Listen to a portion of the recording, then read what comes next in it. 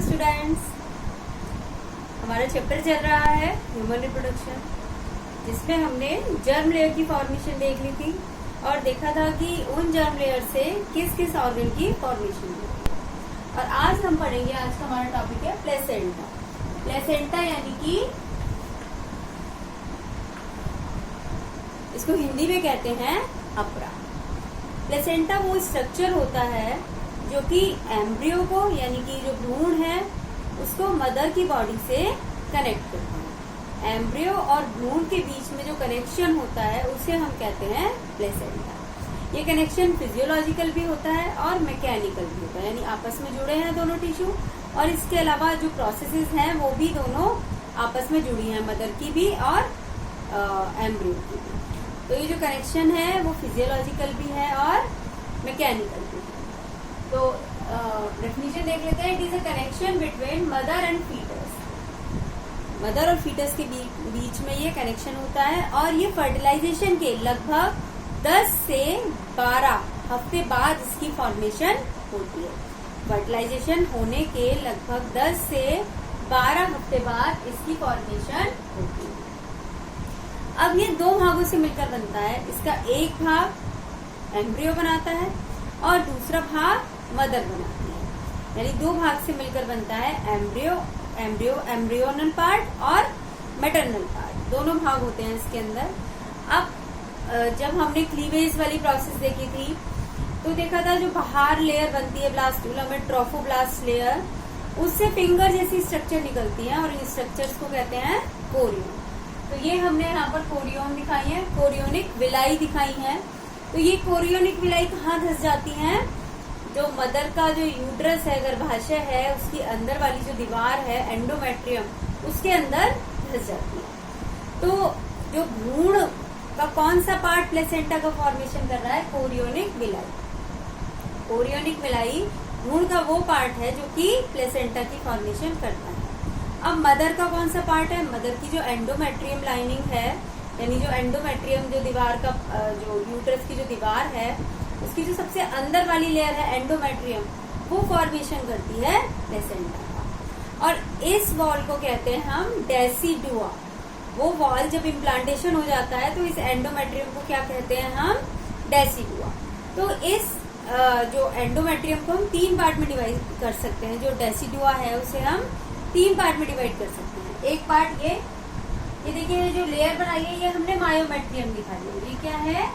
Myometrium, यानी कि सबसे अंदर वाली लेयर एंडोमेट्रियम, उसके बाहर वाली लेयर मायोमेट्रियम। तो ये जो पूरा दिखाया है ये क्या है? एंडोमेट्रियम। एंडोमेट्रियम का वो भाग जो कि कोरियोनिक विलाई के संपर्क में है, यानी कि ये वाला भाग, इस भाग को कहते हैं हम डेसिडुआ बैसिलस। इसे हम कहते हैं डेसिडुआ बैसिलस। और ये ही मेन भाग होता है मदर के टिश्यू का जो कि प्लेसेंटा बनाता है।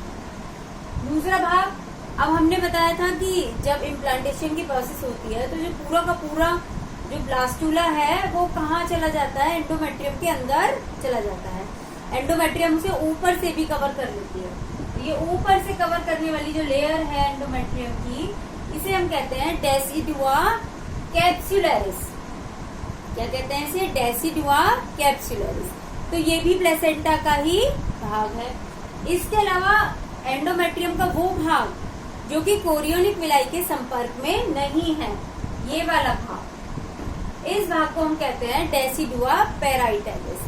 तो 3 भाग जो मदर के टिश्यू के, मदर का जो यूट्रस है, गर्भाशय है, उसके 3 भाग हम कर देते हैं और ये तीनों भाग ही प्लेसेंटा की फॉर्मेशन करते हैं। पहला है डेसिडुआ बैसिलस, वो एंडोमेट्रियम का वो भाग जो कि कोरियोनिक विलाई के संपर्क में होता है। दूसरा डेसिडुआ कैप्सुलरिस, वो भाग जो कि भ्रूण को कवर करता है। और तीसरा भाग डेसिडुआ पेराइटलिस, जो कि एंडोमेट्रियम का वो भाग जो कि कोरियोनिक विलाई के संपर्क में नहीं होता है। तो इस तरीके से फीटल पार्ट क्या है? Chorionic villi. और मैटरनल पार्ट क्या है? Decidua basalis, decidua capsularis and decidua parietalis. अब ये ये तो क्या जो कोरियोनिक विलाई है उसका फॉर्मेशन किसने किया? ट्रोफोब्लास्ट ने। और जो भ्रूण है वो कहाँ है? उसके अंदर है। तो जो भ्रूण है वो प्लेसेंटा से एक रस्सी जैसी संरचना से जुड़ा रहता है। भ्रूण तो यहाँ होता है।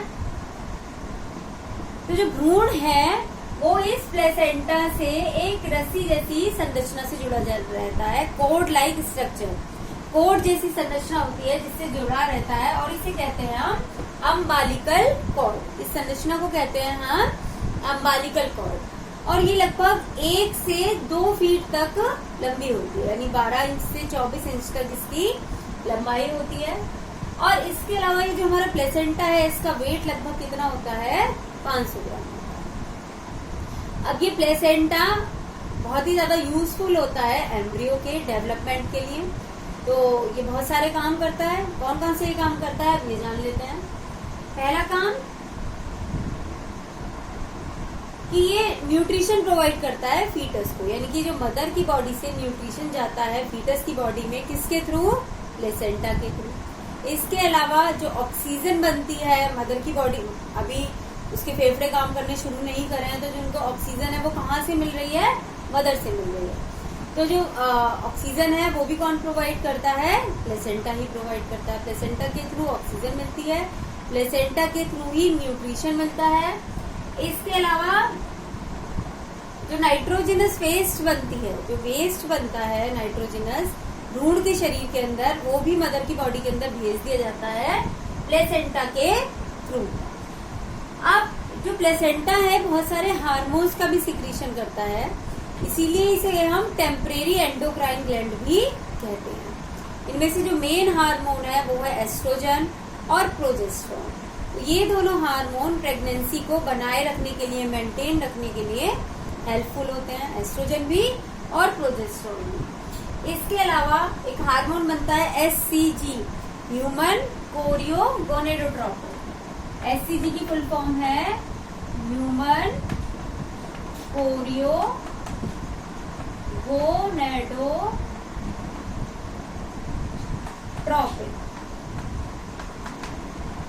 तो ये जो ह्यूमन कोरियो गोनेडोट्रोपिन है,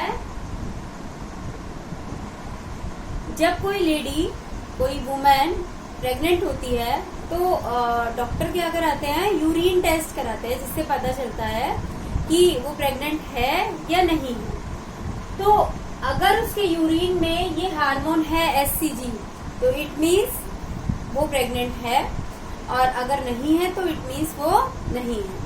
तो ये जो ह्यूमन कोरियो गोनेडोट्रोपिन है, ये जो ट्रोफोब्लास्ट लेयर होती है वो बनाना शुरू कर देती है। कोरियोन बनाने वाली जो सेल्स हैं वो इस हार्मोन का सिक्रीशन शुरू कर देती हैं, और ये बहुत अधिक क्वांटिटी में बनता है ये हार्मोन, जिससे कि यूरिन के अंदर ये पास होता है, यूरिन के अंदर ये छन के चला जाता है। तो इसीलिए ये क्या है? ये एक जो प्रेगनेंसी डिटेक्शन का एक माध्यम है। इसके अलावा रिलैक्सिन हार्मोन सिक्रीट करता है प्लेसेंटा, जो कि जो पार्चुरेशन की प्रोसेस होती है, प्रसव की जो क्रिया होती है, उसमें मदद करता है। तो इस तरीके से ये और भी हार्मोन्स होते हैं, लेकिन ये जो 4 मेन हार्मोन हैं, और एस्ट्रोजन, प्रोजेस्टेरोन प्रेगनेंसी को बनाए रखने के लिए हेल्पफुल होते हैं। एससीजी प्रेगनेंसी को डिटेक्ट करता है, मतलब जो प्रेगनेंसी डिटेक्शन का जो टेस्ट है वो एससीजी से ही प्रूव होता है। और रिलैक्सिन पार्चुरेशन की प्रोसेस में, प्रसव की क्रिया में मदद करता है। इसके अलावा जो प्लेसेंटा है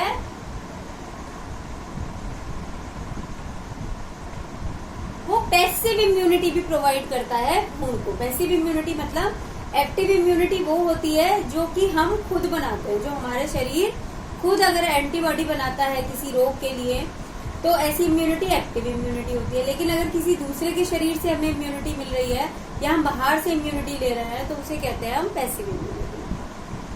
तो मदर के शरीर में बनने वाली आईजीजी,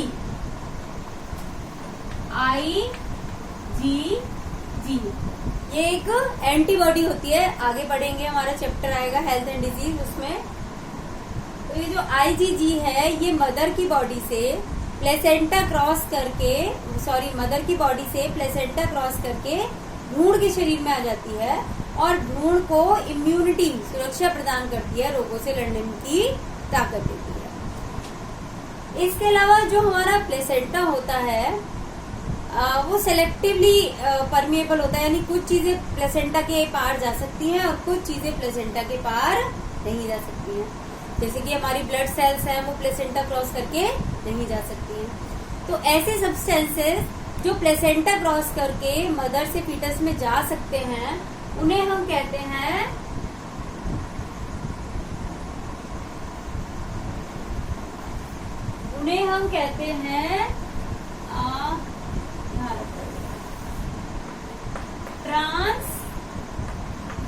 ट्रांसप्लेसेंटल।